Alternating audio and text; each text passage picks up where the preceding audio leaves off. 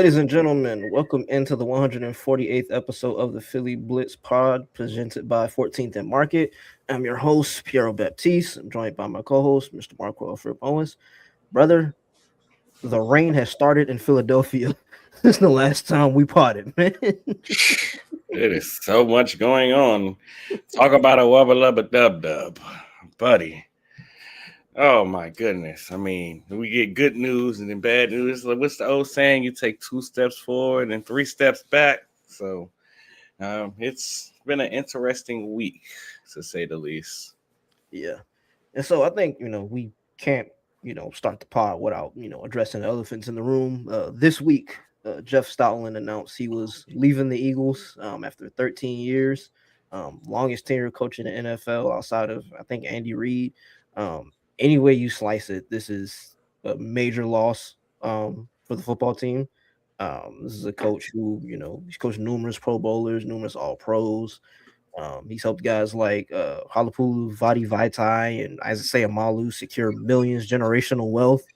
He taught Jordan Mailata the game of football like a mountain in Eagles lore, bro. Yeah, I mean, sad day in Eagles history when I got the notification, and it's crazy. I got the notification when I was at work, so I couldn't really respond the way I wanted to. But you get the notification, and it's like, as the kids say, a shotgun to the chest. It's like, what did you just say to me? And I mean, of course, we went through the whole back and forth of figuring out. Of course, there was the conflicting reports of will he or will he not be within the organization.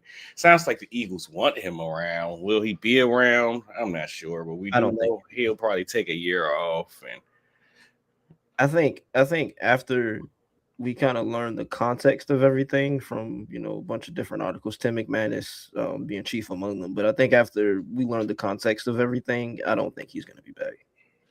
I mean, And I don't blame him, honestly.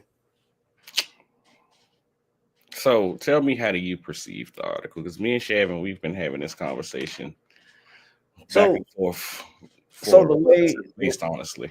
the way I interpreted it, I just think it was kind of a untenable situation where basically, McManus reported that Nick and Patullo were basically cooking up run schemes and implementing those into the playbook, into the game plan without consulting Jeff. So I don't. That's where, because me and Shavin had that same disagreement. I don't agree with it there. How I see it, That's kind of what was going back. reported. If you look at the wording, it didn't say that they didn't consult Jeff. To his He liking. literally, exactly. And that words mean things, Pierre. We can't just cut words out. That's how you try to get big picture. That's why the media is where it is nowadays, and everybody get these splash articles and stuff like that. Words mean things. That I like to think that they consulted him. He just didn't like what he was hearing, and it was like, I don't want to do that. And I mean, if I'm the run game coordinator, I ain't gonna be doing that. And I mean, Nick, he's the head coach. You could be the run game coordinator, but this is my team, and it's the sword that I'm gonna have to fall on at the end of the day. So he kind of sat there and was like, "Look, you can still be run game coordinator, but we're gonna implement these schemes." And he kind of was like, "On some, if y'all feel like that, then y'all do it yourself." I kind of feel like, no disrespect to him, of course, Eagles legend, but it kind of, in my opinion, kind of feel like he took his ball and went home. And it's like, I don't blame him because you've earned disrespect at this point. You should be listened to. You've got the job for a reason. At the same time, I mean, what we've been doing ain't working, buddy. Like, we got to find different ways to get this ship rolling. And he's And the head it's coach like of this team. to that point, like like you just said, what we've been doing isn't working. Even if you want to go back to last year, without a couple of home run hitters by Saquon, we kind of were in the same position if you want to be real about it. And it's like, again, see, and it's crazy because how I feel about the situation, it's kind of a lot about how I feel about this Eagles team and the situation that they're in right now. We had the whole Sean Mannion conversation last week, and I said I feel like we brought in an excellent teacher, great teacher. I was listening to the podcast with Jeff McClain today. Good information in that.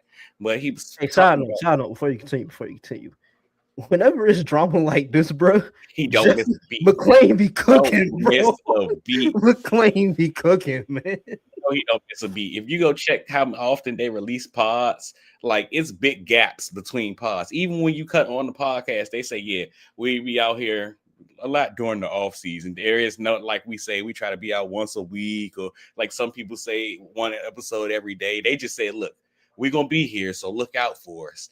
And they done released 2 episodes in the span of 5 days. But that's how you know Eagles lore is it's going down right now. It's going down. But I was listening to kind of him speak about the whole situation, and it was them kind of talk about Drew Lock and how Charmaine was on that team when the infamous Seattle game. Gino can't play, Drew Lock has to play. Drew Lock walked us down. Yeah, that game. Monday Night Football. It sounds like if you when they had an opportunity to talk to Drew, and he was like, "Look, the most prepared I was for that game was because my backup, he basically coached me up. Like I'm sitting there like, oh, I know he's gonna be a coach in this league. So I feel really comfortable about the teacher that we got in the room.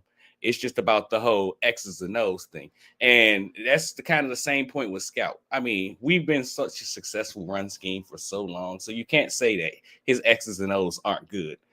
But like we just mentioned, over the last few years, it hasn't been, I mean, outside of the whole Saquon Pop runs, and then of course what we see this year, it hasn't been through the roof like we've expected from it.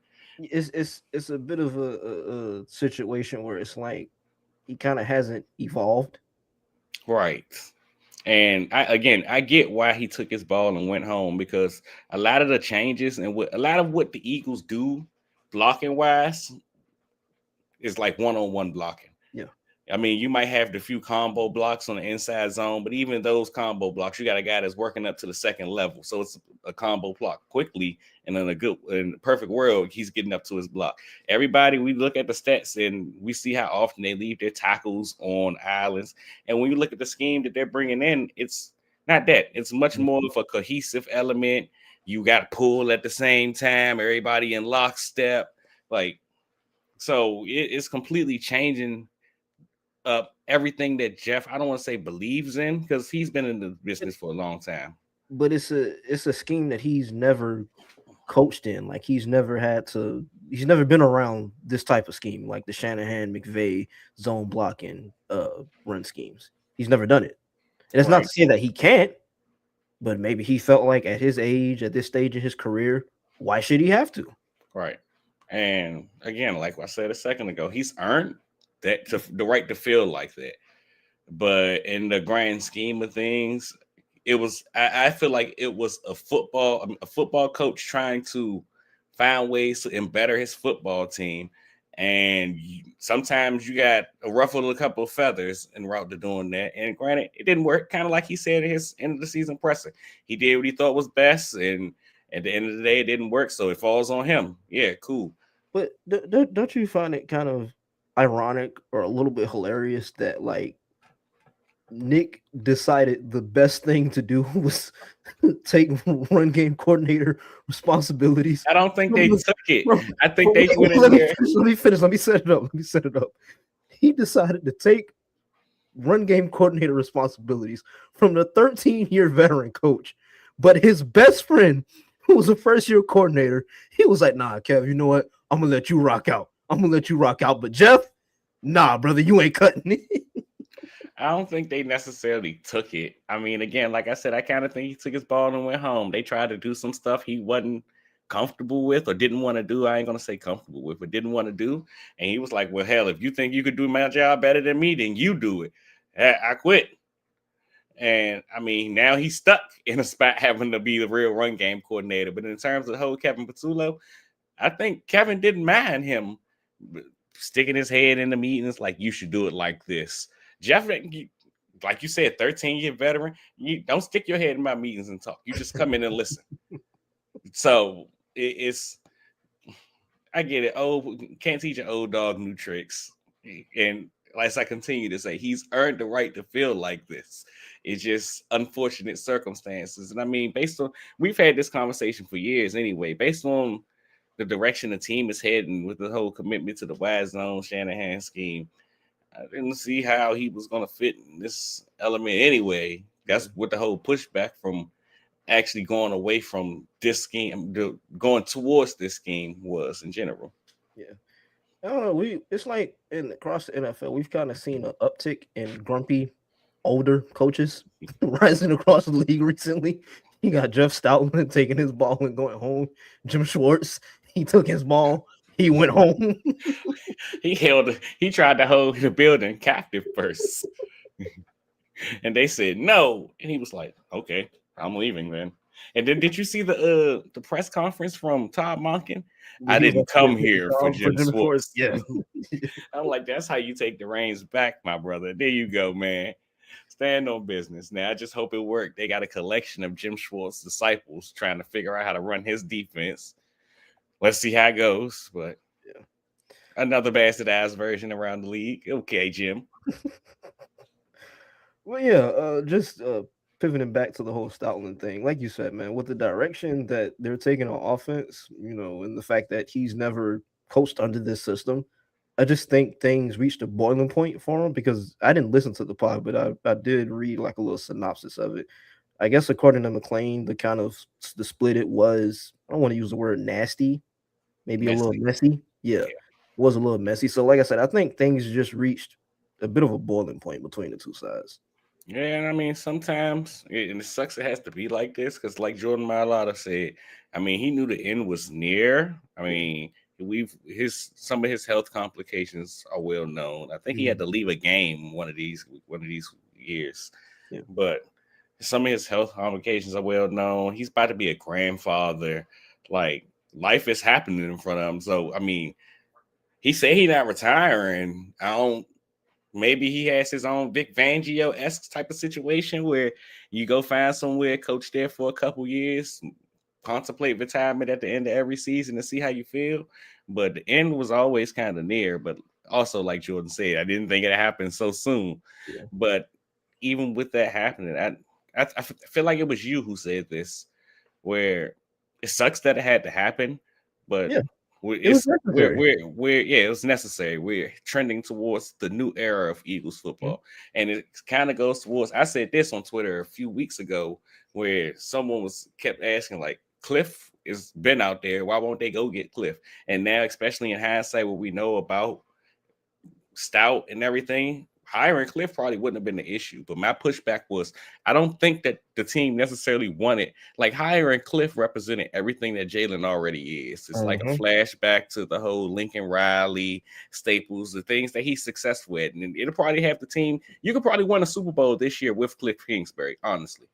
But if you want to commit to this guy as the quarterback, you kind of got to commit to his evolution. It was very reminiscent of Baltimore when they went from Greg Roman to Todd Monken. And was like, we need you to become quarterback Lamar. And I feel like that's what we've reached with Jalen, where they want to reach that point in his evolution. Yeah, and it's kind of like the way I phrased it, in my article, where it's like you look at the different coordinators who coordinated the offense over the Nick Sirianni era. Basically, each coordinator was like a different line cook operating under the confines of the same chef. They're working from the same menu, the same set of ingredients. Versus now, it's just like Jeff Lurie, Howie Roseman. They're like, "Oh nah, bro, we about to scrap this whole menu. We need something different." Yeah, and that's what's been so interesting to me. And I mean, I guess we can have the conversation now. But like, what does this mean, man? They've basically we're gonna sit and touch on some of the hires that they've made, but they've shown a commitment to this scheme.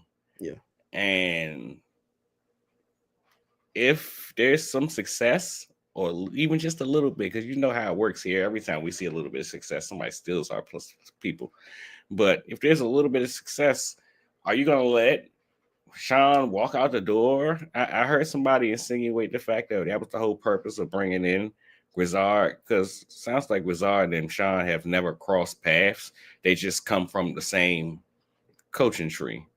So if it's their possibility that Sean left or gets snatched up, and maybe to make sure we're not in a situation like this year or the previous time, we got somebody who's capable to fill in the role. But you don't know who these people want to bring in to be their coaching staff? Like, what if he gets a head coaching job and he tries to gut half the guys that you brought in? So now you sitting here with half a coaching staff. Like, I just That's don't why understand, man. I think it is a situation where, like you tweeted, me and you, we had a conversation on the timeline where it's like Nick might really be a sitting duck. He might really be. Is it sitting duck or lame duck? Lame duck. Yeah, I he mean, might. both of them, but in the situation we're talking about, it's a lame duck. Yeah, he might really be a lame duck because, like, if you look at the staff that they're assembling, nobody has a Sirianni connection.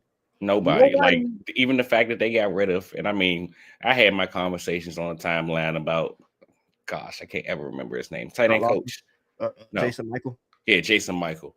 I had my conversations about Jason Michael on the timeline, but I also heard someone point out, like, them not bringing him back, despite what the public perception may be, that's a big sign because he's been here since the start. Like, they're literally scrapping everything. Exactly, everything that had anything to do with it, they're gone. Yeah, and that's where it's like, who now? If you look at the staff, who does Nick really have to lean on? To be honest, they're putting him and Jalen in a very uncomfortable position. It kind of goes. It makes sense when you start listening to some of the reports from the last podcast. Jeff said where Nick is Jalen's closest confidant in the building and things of that nature. Where it's like, y'all have cultivated this relationship. That's your boy. That's your quarterback. We believe in y'all. All right. And y'all believe in each other. So we're going to take away everything that y'all ever came comfortable with, and we're going to make y'all grow. Mm-hmm. And we're going to see if you sink or swim, and y'all going to have to do it together. Yeah. It's going to be interesting to see, bro. It's going to be interesting to see. Like we said, like, if you look at the staff they're assembling, everybody is either a Mannion guy or has history with the system that Sean Mannion is going to implement. There's nobody who you could look at and say, oh, this is a guy Sirianni has a pass with. I can see why they will hire him. This is a guy Jalen would be comfortable with. I can see why they would bring him in. Nobody. Nobody. They're trying to, and I get it because they learned, like, kind of like Kelsey said when he got asked about the whole circumstance.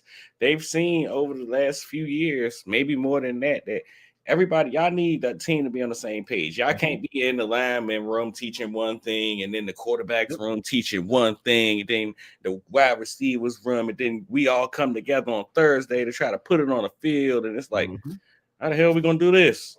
And that's why it's interesting when you look at, the Stoutland situation with the whole run game coordinator thing and how they were willing to bring him back as the O-line coach, but the whole run game coordinator, that's where some of the holdup was reportedly. And you look at the guy they just brought in from Green Bay, Ryan I don't want to mess up his name, Ryan Maffey.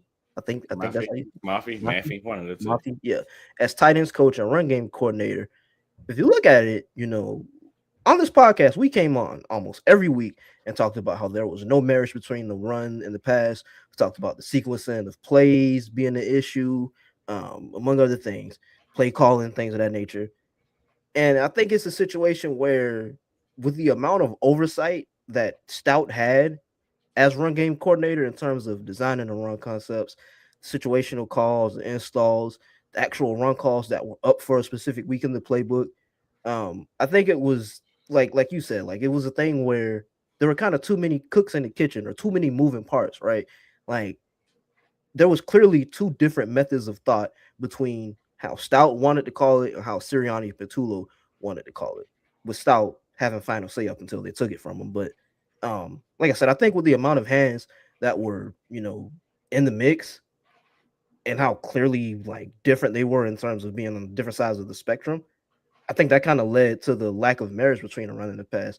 And then you look at Maffey and then bringing him in as tight ends coach and run game coordinator. I think they hope that can kind of yield some positive results between the run and the pass, because he's tight end coach and run game coordinator.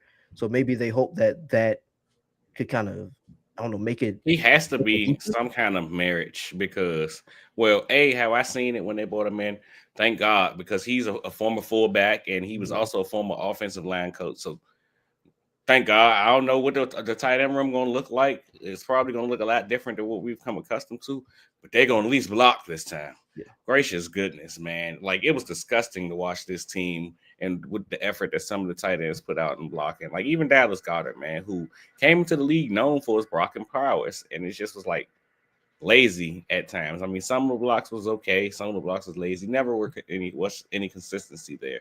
But to your point, I feel like that's kind of the tie-in with him being the tight ends coach and the run game coordinator, because you not just teaching him to block in there. You're not just the offensive line coach. So there are going to be some passing concepts, and I like to think that's where some of the motions and the alignment comes into play. It makes me. I had a conversation on the timeline with friend of the pod, David, and we were kind of discussing where in the mock draft I went 2 tight ends, and I was saying how I know this team, based on the coaching staff that they're bringing in, they're either going to be heavy 21 or heavy 12. I'm just trying to figure out which one it's going to be. Now, with the fact that they've given run game coordinating schemes to the tight ends coach, makes me think they're going to lean more to heavy 12 than the 21. But there should be some kind of marriage to the two now. Yeah, and I think it goes into kind of the bigger picture, like we were just talking about, where it's like now you have a system, a unified system, right? Like you have all these coaches that come from the same tree that have history in this system. You have kind of a unified course of action as to how you want to attack teams on a week to week basis, because everybody, they come from the same system. They know what they're going to be doing, and now it's like the O line coach and the run game coordinator are a separate entity where, like I said, there's a shift from that to where now the pass and the run game can kind of be married because the tight ends coach is the run game coordinator. So, of course, we have to, like I said, figure out what the tight end room is going to look like. But how do you foresee the roster itself fitting into the scheme, at least as currently set, specifically at the wide receiver position? Like we talked a lot this season about looking at some of the teams like the Lions and the Rams, do some of the motion receivers into the C gap and blocking them from there. And I continue to say, look, we could try to do that cool stuff. Well, we won't, because it's not in our blocking scheme. But we can try to do that cool stuff. But Devonta Smith don't even play on tush pushes. And we've seen people complain about A.J. Brown's blocking prowess this year. They got to commit to blocking if this is going to work, man. Yeah, I mean, I think we may see them pivot kind of back to like the third receiver spot, kind of being or having more of a focus, like where you saw with Zach Pascal, or like you saw with I'm forgetting his name. Olamide Zaccheaus. Yeah, Olamide Zaccheaus, right? Like where you have the guys who are willing to do the proverbial dirty work, right? They're willing to kind of, get involved in the run game in terms of blocking. They're willing to, do the dirty work underneath on, passing concepts. So just different things like that. I think they're definitely gonna have to reshape the room because Jahan Dotson's a free agent. So they're gonna have to add to the room regardless. Right. But I mean, that kind of leads me to my next question. I talked about this on the timeline today, where I mean, I ain't gonna get into all the entities of what made the conversation start, but I was saying how I think the Eagles should probably look into taking a wide receiver somewhere between on day 2. And 2 of the guys that came to mind were Skylar Bell and Zachariah Branch. Specifically, I just to not get into the whole scouting reports of the 2, but to give you an outline of them. Dangerous deep speed down the field. They known vertical threats, but they're also very capable with the ball in their hands in terms of yards after catch situations, the type of guys that teams want to get the ball on jet sweeps, screen passes, things like that. And we don't have that kind of guy in this offense. And when you look at some of these Packers and 49ers, specifically Packers and 49ers, because they want a ton of screens, where we don't have a screen man right now. So I'd like to think that maybe that's the direction they might go at wide receiver 3. So you think that they might trend more towards a blocking guy? Or, I mean, of course, we got all offseason to figure out how they're going to shape the room as a whole. But how do you think it plays out? I mean, it wouldn't surprise me if they go the Packers method, where you have a bunch of guys who do a lot of different things, right? Like, how the hell do we do that? I mean, I guess I don't mean to cut you off, but the only way that works is if AJ is not here. So if you got Not Devontae and necessarily. AJ, Not necessarily.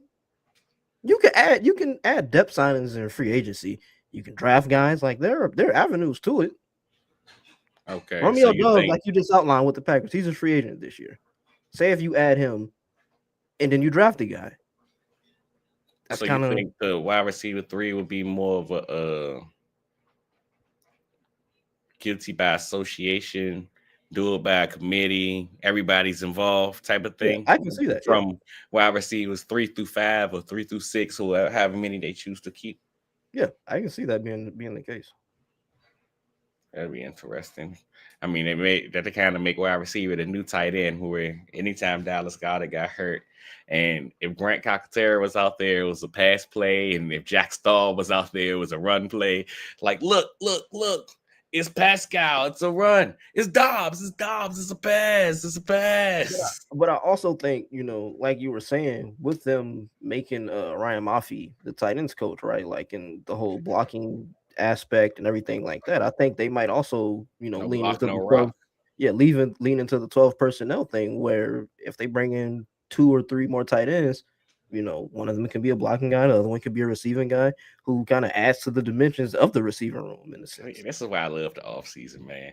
See, because it's just a vibe. We can have conversations and they go everywhere. And you know me, team building is my thing. I love team building. That's why I kind of went the direction that I went in the mock draft, man. Make sure y'all click the link. I ain't gonna tell y'all the picks, but that's why I kind of went the direction that I went in the mock draft, where they got brought in 2 tight ends with similar skill sets, but were different in their own ways. The first one really being a vertical threat, can attack down the field, versatile alignment, one of those guys that can be that third wide receiver that we're talking about, but also can impact the game as a traditional wide. And then you got the other guy who kind of can be of the same lift. He's been used all over, but if I'm anybody, I'm using him as a traditional wide, and he's basically my 6th offensive lineman. And you kind of build the room like that, where we can show you 11 personnel type of looks, but it's all coming out of 12, and just it's kind of based on how we want to align. If we go trips, if we go 2x2, things like that. Yeah. Mm-hmm.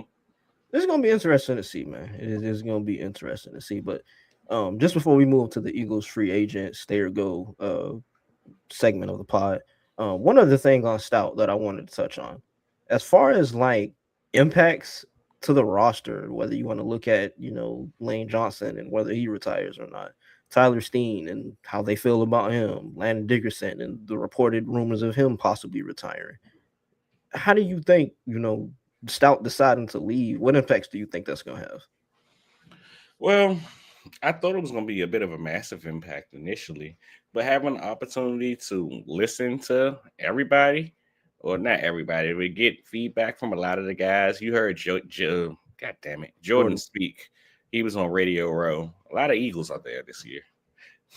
Guess they were not familiar and not playing in the game after last year, but he was on Radio Row. He got asked about it, and I mean, sounds like he's trying to take it in stride. He's also not very happy about it. He's also said he's not ready to talk about it.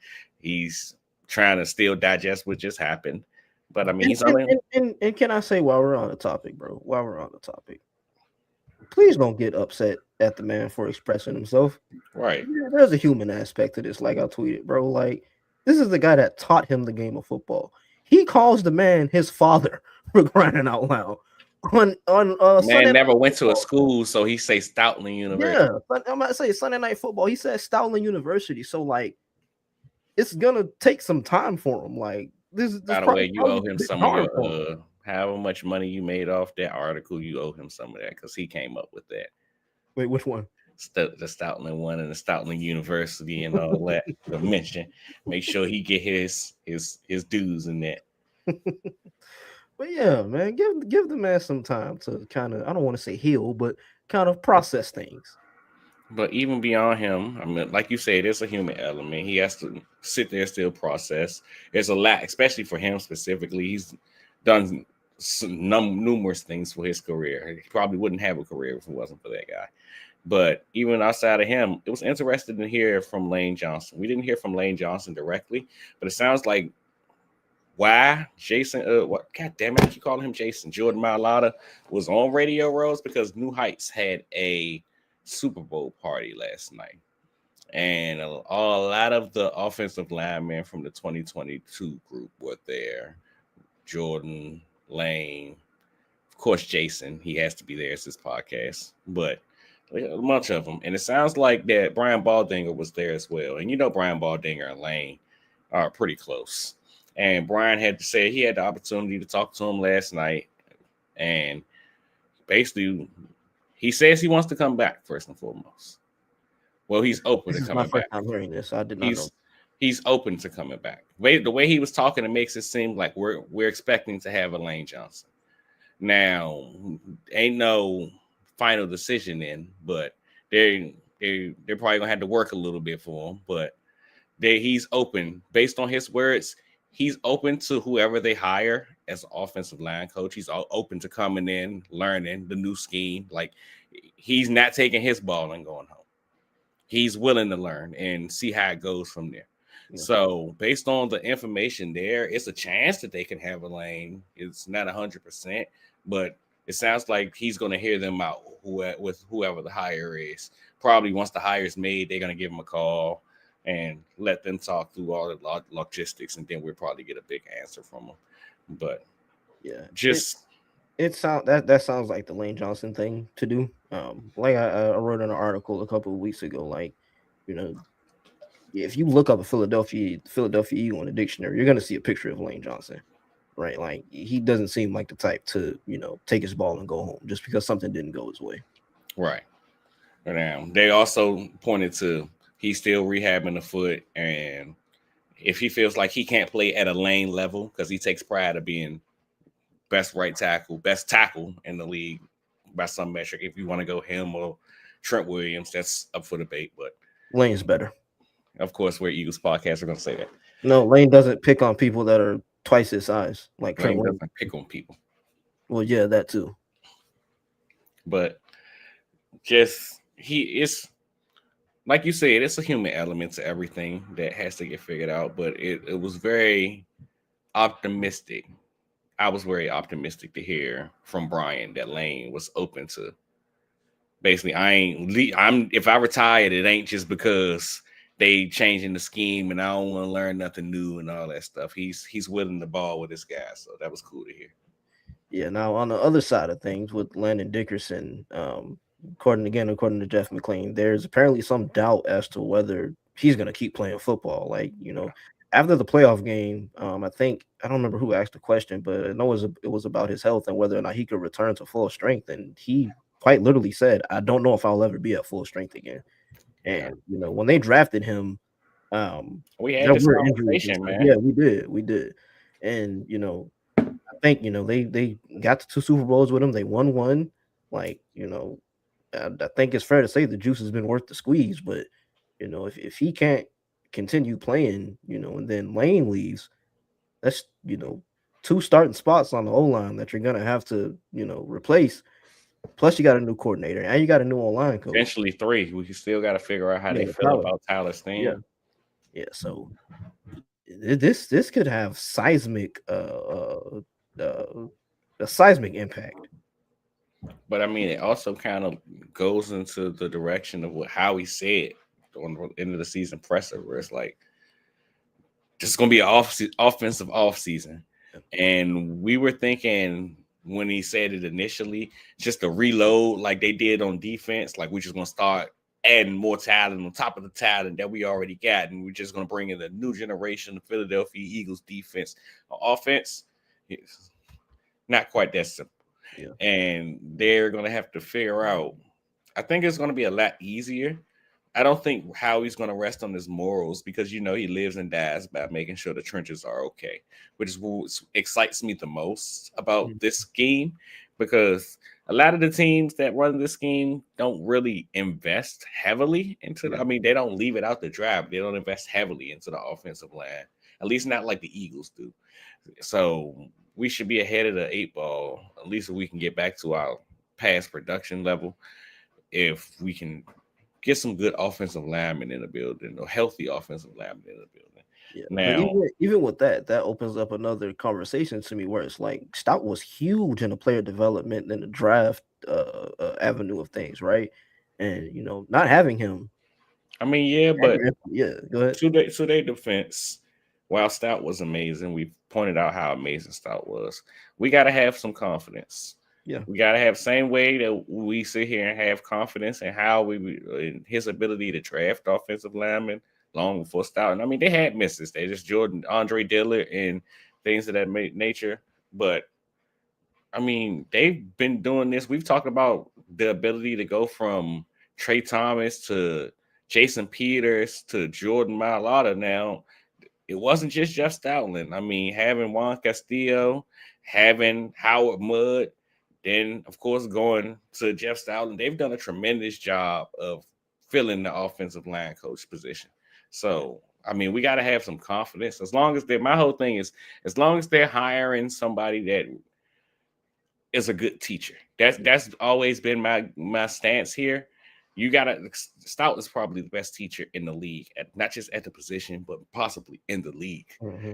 And you can't. It's not just about having somebody that can scheme up stuff, man. It's not just finding somebody that they've been in this scheme before. They know how to run it. So let's bring him in. They have familiarity. It's the teaching aspect of it, because again, this is a new scheme. This is Yeah. a new system. Like timing, footwork, hand usage, all of those things are completely heightened with this scheme. Like this is a timing based offense. Exactly. Like, if your hand not in the right place or your foot not in the right place at the right time, the whole thing could, fall off a cliff.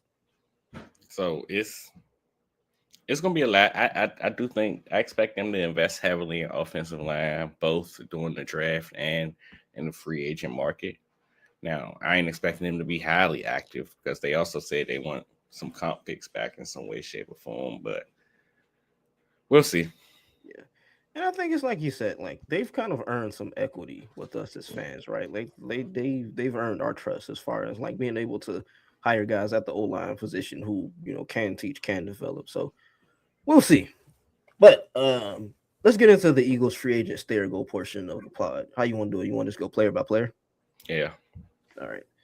So I got the list right here. First up, Dallas Goedert. I said go. Kind of similar situation as I mentioned earlier about how they're gonna frame this passing game. It all comes down to I feel like if AJ Brown's back, and I expect AJ Brown to be back, so I guess I can say go. But if AJ Brown's back, I don't expect Dallas Goedert to be here. If AJ Brown's not back, they're gonna need some sort of consistency and impact in the passing game, and they know that Dallas can be that for them. He was that this year. Mm-hmm. And especially if the tight ends are going to be a big factor in the passing game, you might have to lean into it. So right now I'm going to say go, but it's a middle ground there. Yeah, and I think also the financial situation or financial side of it is going to play a part in it because he's coming off not a career year yardage wise, but touchdowns wise. He is. Yeah, He's shown when he's healthy, he can be a top 10, top 5 guy at the position. So I like to think between his season this year and the way he performed in the playoffs during the Eagles Super Bowl stretch, he's made himself like he looked at that team in the eyes and said, "You may not think I'm worth it, but I'm worth it." Yeah. It's just up to them to figure out if his market's too robust for him. Yeah. But next up, Reed Blankenship. I said stay. I think Reed is way too important to this defense to go, especially with Fangio and the rumors about him possibly retiring next year, which I do think this next season is going to be his last season. But with Joe Casper possibly taking over after him and just everything like that, like the cohesion, the chemistry, how important he is. He practically calls the defense. I think he's too important to, not be there. I did see Brandon Graham on Radio Row this week, and I think on the PHL pod, they were asking him about some of the defensive free agents, and Reed came up and he gave a percentage. He said 80% he's going to be back because he's too important to what they do schematically wise. That's good to hear, man, because I did not think it was going to be that high. Yeah. I mean, I guess for conversational purposes, since you said stay, I'll say go. And my reasoning for go is because I think there's going to be a team within the division, nonetheless, that just hired somebody whose whole job was to teach secondary. And if he can get somebody who was the entire heartbeat of the secondary that knows the secondary into that room, it'll be a big plus for what they want to do defensively. And they need help at the safety position too. Yeah. Yeah, that tracks. I didn't even think about that. That tracks. Jalen Phillips. Of course, you know I'm gonna say stay. They need to keep my guy here. I'm gonna say go. He was highly important to their success. I also think he might price himself. He performed really well. He was having a good season long before he got to Philadelphia.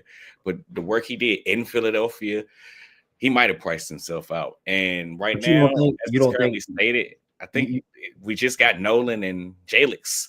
So they're gonna have to figure out something there. But you don't think how we would be willing to pay for him? it all comes down to market, man. I think Howie's gonna be willing to pay. I think it'll probably be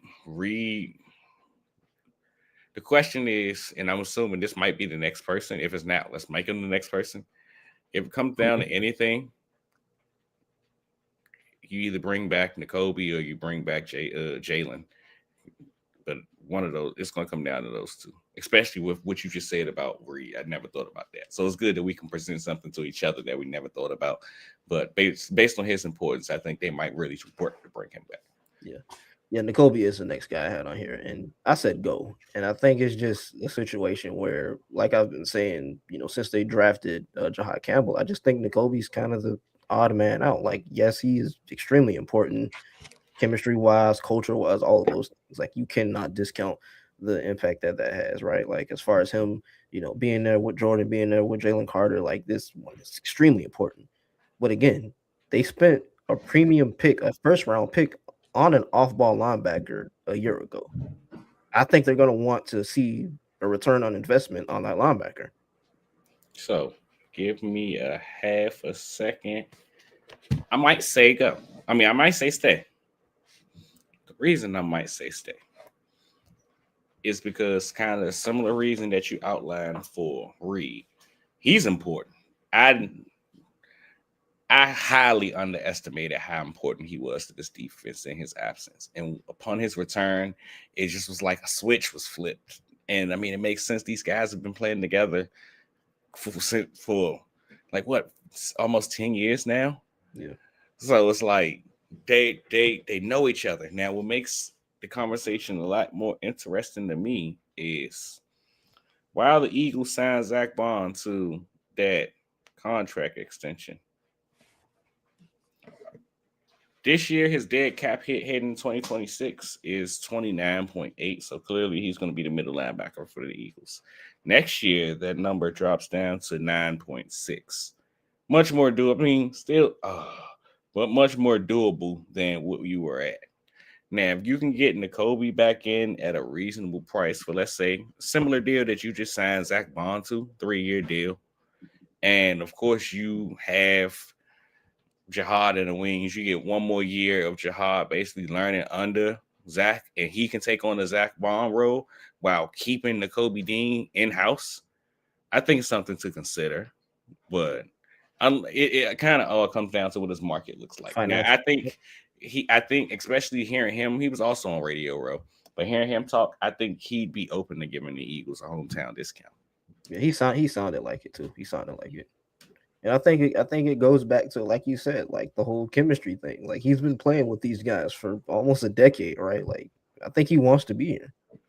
But like you said, it's just gonna come down to financials. But next up, Jahan Dotson.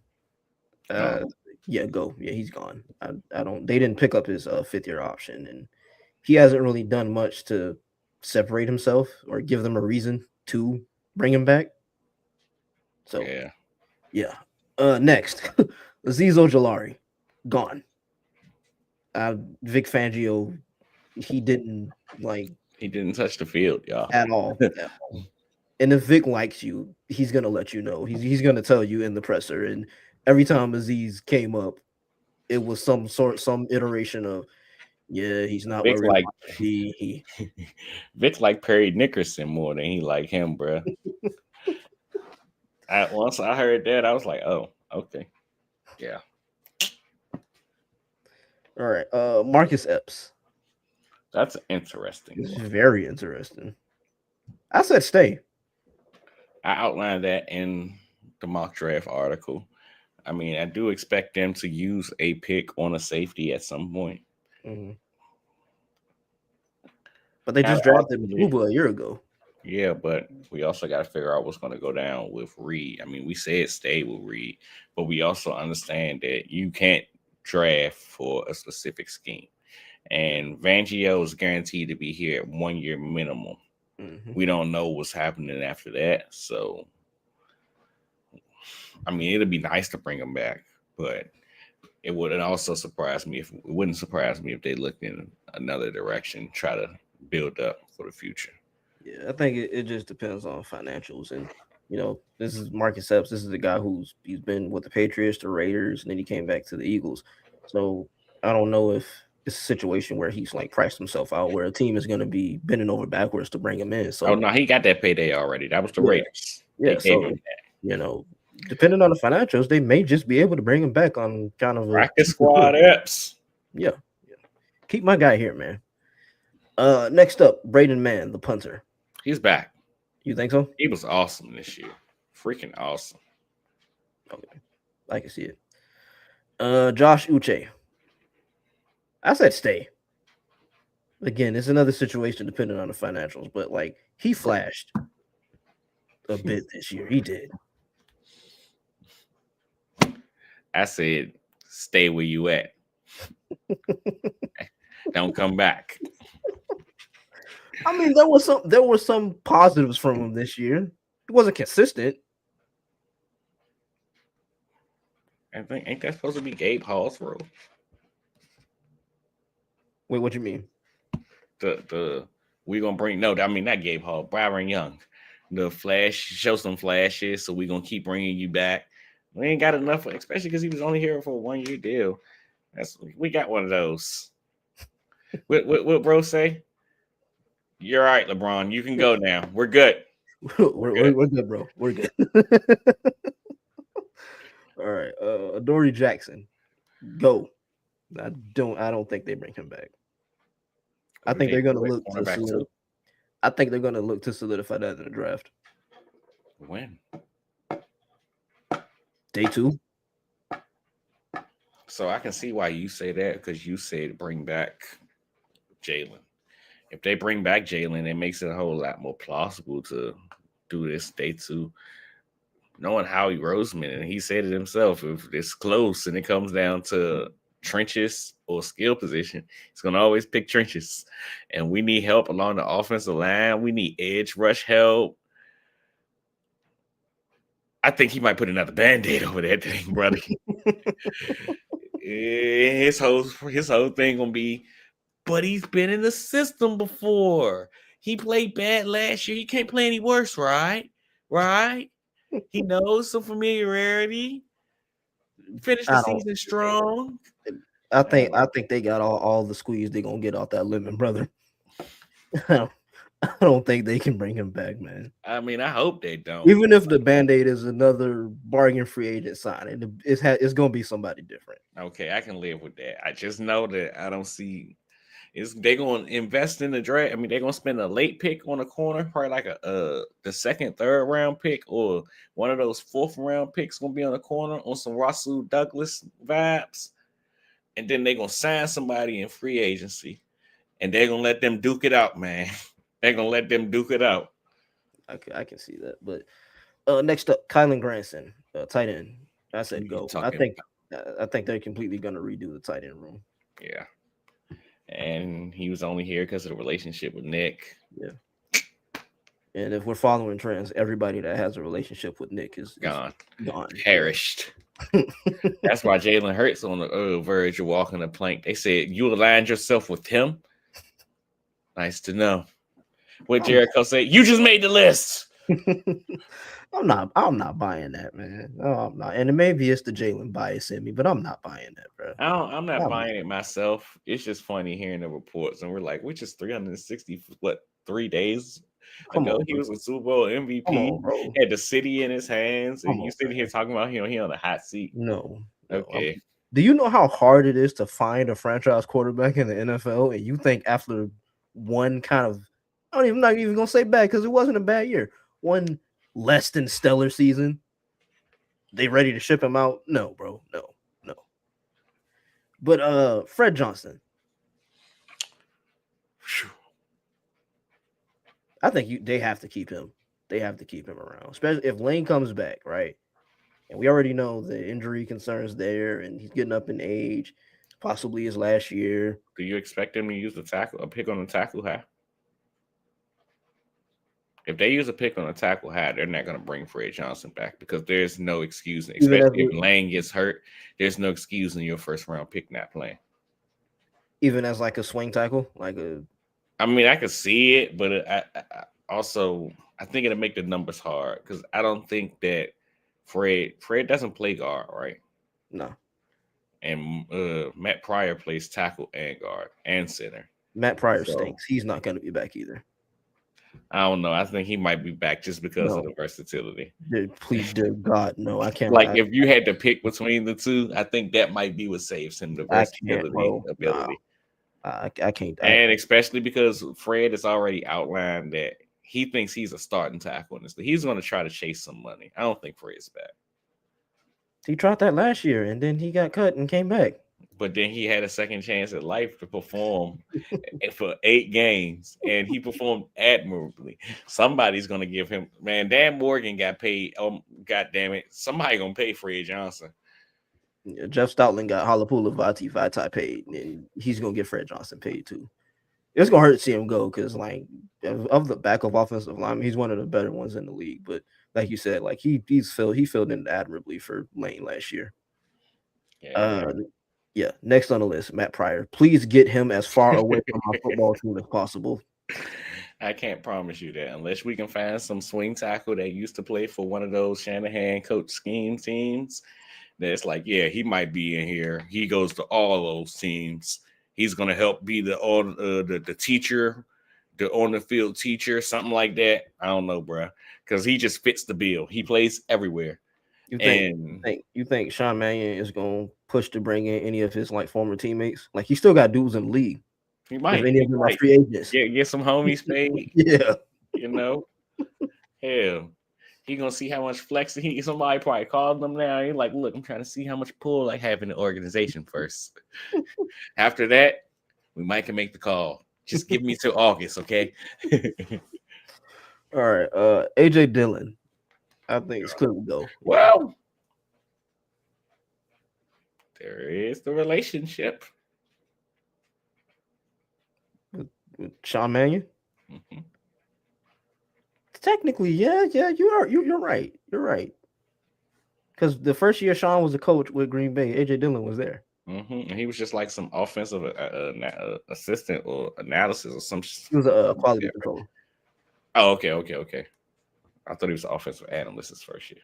But see, he just sitting there around the offense. It's a relationship. I don't know how often they cross paths, but hey, it's something to pay attention to. It is. Next on the list, Okoronkwo. That's what I'm gonna say. Gone. Yeah. I think he's gone. Brett Toth. When you talk about the versatility, I think this might be the versatile guy that they look to bring back over at Matt Pryor. Say that one more time. Brett Toth. I don't know, man. How do you feel about Matt Pryor? That's how I feel about Brett Toth. Buddy stinks. My goodness. And I mean, hey, you try hard. You don't stink because you don't try. There's a lot of people that stink because they don't try. You just aren't really good. And that's okay. But no, please no. I mean it's gonna be one of the two. He's been around since the Doug era, right? Yeah, for like they trust him. They can't quit him. They're comfortable. But I mean, Matt been around from not too long since too. That's true, but like he stinks, bro. I feel you. I can't, bro. I can't get the image of when in the Rams game when he came in and filled in for Lane, and they just kept attacking him, bro, and he couldn't do nothing. And then they put Fred Johnson in. It was so crazy because Fred Johnson came in. They started Fred the next game, and then God damn it, who was it? I might want to say Tyler Steen. Tyler Steen got hurt. And Shavin was just saying, she was like, yeah, because offensive line's playing all right today. I'm just glad we don't have to see Matt Pryor. Last week he stunk it up. And I'm like, baby, Matt Pryor in the game right there. She's like, what? Why is he in the game? I'm like, I think somebody else just got hurt. But he's not playing tackle, though. So that's the best part. He's better at guard than tackle. But next, Sam Howell. I really don't. He didn't play. I don't know. I really think he was just brought in as a Insurance policy. project. Yeah, more insurance policy, especially with the injury to Tanner to start the season. Yeah. If God forbid something had happened to Jalen, hell, look, the week's already passed, and I'm still saying God forbid. It's like keep the man healthy, but like they had to be. I mean, I don't know which your thoughts are on Sam Howell, but I mean, he roasted us, so that's more than we can say about a lot of other people. Yeah. So and then I think it's also a thing which I don't know if they would, but if they do look to trade Tanner, you know, I can see them keeping Sam around as the backup and then drafting a guy late in the draft. Yeah, that's kind of what they did for Tanner. Mm-hmm. It was Marcus, and then who was it the year before Marcus?